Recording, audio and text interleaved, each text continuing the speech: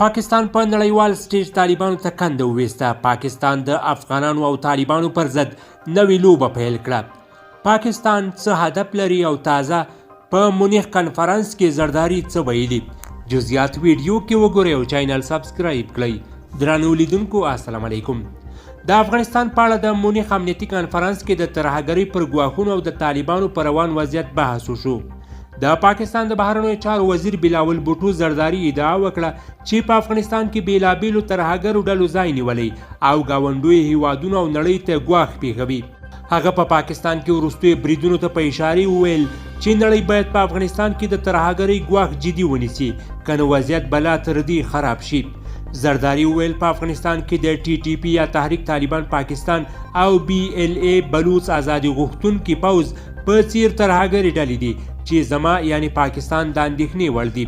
نو زه خپل ډیر وخت له افغان چارواکو سره په دې تیروم چې هغوی وهڅوم څو ورسره مقابله وکړي. هلته داسې ترهګر ګروپونه شته چې لویدیځ ته د اندېښنې وړ دي.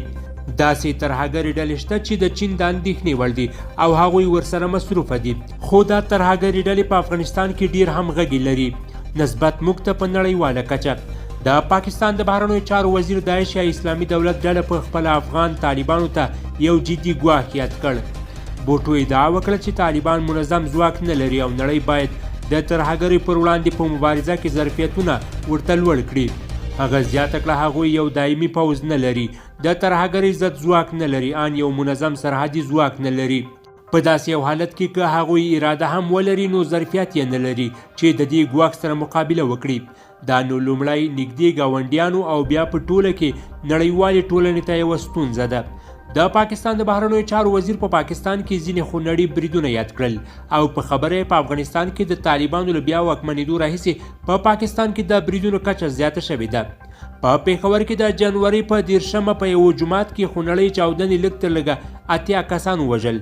تر هغه راوروسته څو نورې حملې هم وشوې او وروستۍ یوه په کراچۍ کې د پولیسو په مرکز وه چې د جمعې په ورځ د فبروري په 19 وشوه. پاکستاني چارواکو ویلي تحریک طالبان پاکستان اړوند وسلوالو اکثر د حملې له افغانستانه پلان کړي وي چیرته چې د دوی د ادعا په اساس خوندي پټن ځایونه لري.